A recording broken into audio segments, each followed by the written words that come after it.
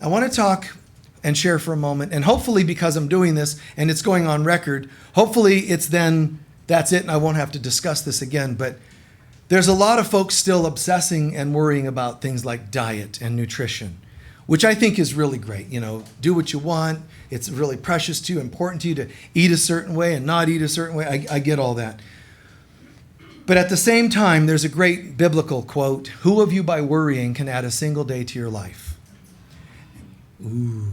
And what that means is your obsession on your diet is actually not going to help you, considering the obsessing will toxify your system anyway.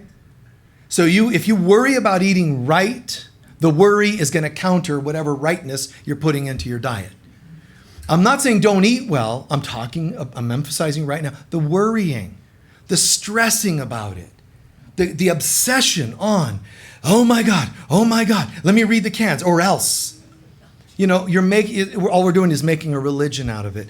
And that fundamental thinking, that obsession is actually not healthy. I mean, as soon as we obsess, we're stressed. You only obsess because you're already stressed inside. So obsessing on foods and what to do and not do, and then add this, sprinkle on a little on that wonderful meal you're about to have of obsession, sprinkle onto that the karma that comes with the guilt and shame you project on other people because they don't eat what you eat. So it's really not healthy, and I'm not going to keep you bummed on this for too long. Trust me, it'll get better. What matters is what we think. Our diet needs to be mostly our thoughts of love. Your spiritual condition is more important than your nutritional condition. Your nutritional condition cannot and will never make you a more spiritual person. It's impossible. But being more spiritual can affect your nutritional condition. So which one is more important? The mindset, the spiritual. To be able to love and be kind to people, that's a good diet. Then if you can also add good nutritional diet, that's even ideal. That's beautiful. But priority-wise, it's got to be put in the right perspective. The spiritual diet is what matters. Being nice people is what matters. Again, adding healthy living, adding healthy diet, it only adds to it. Anybody who knows me, because I make jokes about the obsessions people have on diet, but anybody who knows me or have taken my mastery workshops know that I have recommended for almost all the years of my life, especially as a teacher, 30 plus years, that it's important to alkalize. Fruits and vegetables are alkaline. Those are really great for you on a nutritional level, but you also have to have alkaline thoughts. A diet of peace and love spiritually will enhance your ability to have alkaline foods, fruits and vegetables, right? I'm not giving you a lecture about fruits. Eat your vegetables, kids. I'm saying that, being a good person is what matters most. And you know what I believe? I believe that as you become more spiritual, your diet starts to just be attracted appropriately to that.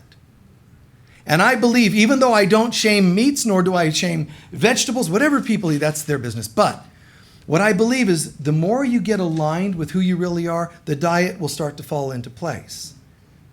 And it's a big fat doesn't matter at the end of the day. Because one person's going to be into this and another person, it won't be their thing. But it's amazing because I believe you'll find that certain foods that you might think are not so good, they tend to just fall away. I don't believe that the more and more spiritual you become, it'll just sort of become an organic process. People try to eat organically to be organic, and that's not very organic because it's coming from fear. And fear is not organic. That's man-made. That worked. Okay, so just throw in these things once in a while. So we live in a town like Sedona. It's almost expected that we're supposed to eat a certain way and shop at the organic foods. And one thing I want to say though is this world is a little weird and a little messed up. Because if you really think about it, if you want to eat organically, the prices for organic foods are not very organic at all. They're man-made, manufactured, deceptive things. They're not organic. So I really would encourage people to start growing their own foods more. And there is a way to do that. But grow your foods. Don't depend on the store that's overpricing everything. It makes no sense at all. There was a whole episode of The Simpsons that went off on these stores, which I shall not name by name, but went off on these stores. The Simpson family went through, they decided to start eating organic. They went through the thing and, bought like 10 things, and the bill was like $1,500, and they're like, wow, we better eat these foods, and they better last a long time so we can enjoy them. They said, no, actually there's no preservatives, so they're already rotting on the counter. It's like, my God.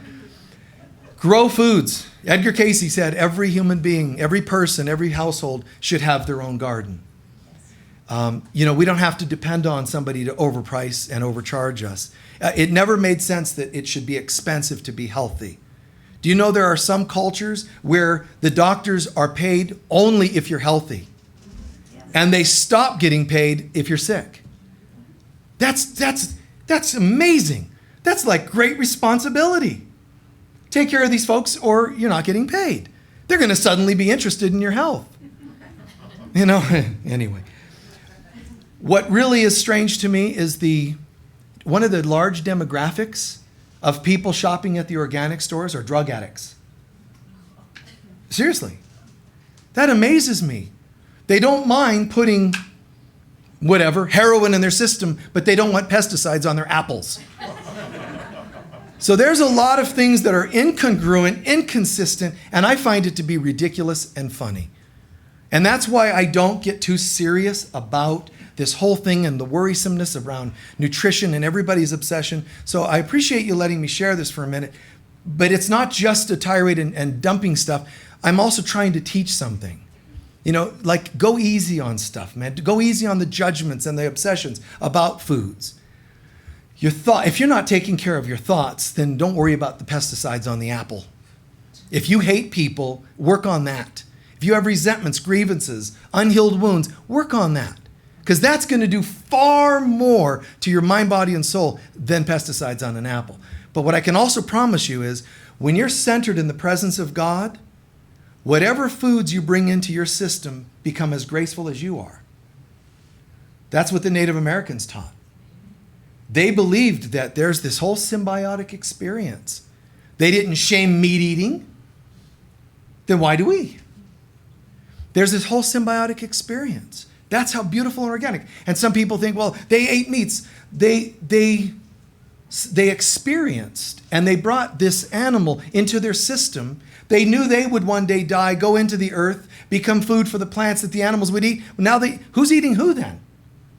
Now the animals eating what we left into the earth. There's this whole symbiotic process. I can't find a thing wrong with it, especially because they were being consistent with their beliefs. I like that. What I love is love. And I don't shame people that are into diet and nutrition. I actually love that I love to see people enjoying. It's a marvelous thing. I'm like a kid in so many ways, but I love watching the faces of people, when they're just enjoying and shopping for their foods. But it doesn't matter to me what kind of food. But it's amazing to see their eyes light up when they're looking at the colored fruits and so on and so on. This is partly coming from my first experience at your health store here. I just went a couple weeks ago for the first time. It was like, wow, look at these humans. So there were these, I was just in awe of, but I do love the love. What I don't love, and there's no need to love because it's not real, is the shaming and fear that goes into it too often. So guys, if you're into this healthy stuff, great. Be a new breed, though, of people doing that. Be one of those that don't shame others to make your dietary choices righteous. Let everybody be okay. The meat eaters are okay. Vegetarians are okay. Breatharians are okay. Who cares? What matters is the connection to God. And as soon as I slip out of that connection and judge you for what you eat, I'm off. And what you're eating is far less important than the fact that I'm off. Is that all making sense? I appreciate that. So I think that, it'd be nice if more of us would kind of make it a point to lovingly, gently, tactfully let folks know that there's another way of dealing with this sort of thing, instead of judgment. A little more of let people be themselves. I do love that people, I love. So I see people say they're totally into organic stuff. I think that's great. But I also love it more when it doesn't come with judgment, because to me that's incongruent. So I just lose interest in it. And also, you're not teaching people about the love of eating organically if you're rude to them about what they eat. You're a turnoff to them. And even if you can talk them into eating organically because you scared them straight, the scared straight programs have been proven to be temporary, if effective at all, only temporarily. So you can scare somebody to eating a certain way, but it's not real. Be an example to them. Be an example of, look at this, mind, body, and soul. Make them want to go, wow, you have such a bright energy about you. How do you do that? God first. And I also eat well. Something along those lines. Be an example that makes them just encouraged to pursue that. I myself, like I said, hopefully now that it's on record that I won't have to repeat it again, but I myself, I'm certainly closing in on, let's say, 60 years old. I've never had a flu or anything like that. And I had just never eaten vegetables or fruit, anything like that in my life. When I was a kid, my parents were told by a doctor, he can't survive. He will be dead if he doesn't eat normal food soon. And there was not a chance. It wasn't going to happen. I couldn't make myself, I didn't try and not like it. It's not me. It never attracted me or interested me to eat anything green, to eat anything fruity, to eat anything nutty. Nothing. It just never did anything for me. And am I wrong or bad? I've had lots of people say it, and yet they're sick all the time, and I'm not. So I feel pretty good. And I have certainly found that the stresses of life, I noticed, have taken a little bit of a toll at times more recently, but that's about it. And I feel good with that. Now, if I announced that in certain circles, they would go right after it and shame it. I've had people present to the Dr. Oz show, hey, there's this guy, they told me about it after the fact, but there's this guy. He doesn't eat he's never eaten anything natural, anything that grew, unless you think pizza grows on a tree, but he doesn't eat anything green, and he's never eaten vegetables or fruit. And he's healthy. Do you think they were interested? No, because it doesn't suit the fear that they promote in telling you you have to eat certain things or you'll die. So not everybody digs hearing these sorts of things, and to be an example of what matters is your thoughts. I don't tell people, typically, I don't tell them what I eat, and you know what it is. It's just pizza and things like that. But, it's kind of it. That's my thing. I like that. Mac and cheese, But I will say this, if I were to do my life over, I would more likely start early on, and I would have a garden. And I would have grown foods, and I would have tried to figure out a way to be attracted and eat them. See what I'm saying? So I'm not saying don't eat that. In a different world, in a different dimension, different reality, I would have chosen that as well because I think it's beautiful. But it wasn't my thing.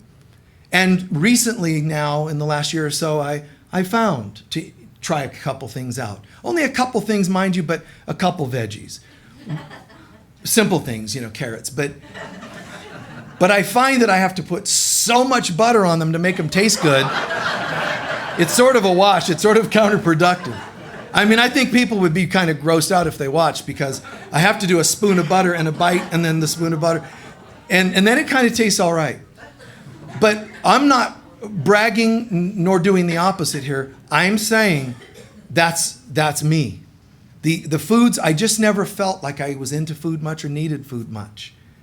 And if I was wrong about the theory that consciousness will hold you, then I would have been sick all the time or died sooner. So I'm saying that consciousness does carry us, guys. To where you hold enough consciousness, if God is with me, what could be against me? And then when you say, if God is with me, oh my God, what's in that food? You're kind of slipping off. When you've got to try to bless your food because there's so much toxin in it, please, Lord, please, please bless out all this cursed chemical toxic. Who's toxic? The person sitting there that's all worried about the toxins is more toxic than anything that was sprayed on the food. You're already so beautiful, so perfect and whole. Get out of thinking you're otherwise. Then you won't have to worry that you have to bless everything to make it better so that it can make you better, because you're already too far off. This is my take on it anyway. I also know that no matter what we do, we say there's a certain chemistry you have to respect. Believe it or not, your chemistry is affected by your thoughts as well. However, again, one of the morals of the story as I'm closing is that if you can have the consciousness of God and eat well, eat naturally nutritious things, I'm saying that's great for you. Eat naturally nutritious things, and your body and soul would have to work less often to try to counter the effects of some of the toxic foods. That may sound like a contradiction, but it's consistent. God first. And if you can eat well, great.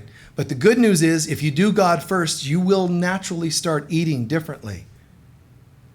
There's just simply a natural effect. It says the organic as possible. That's really the true sense of organic.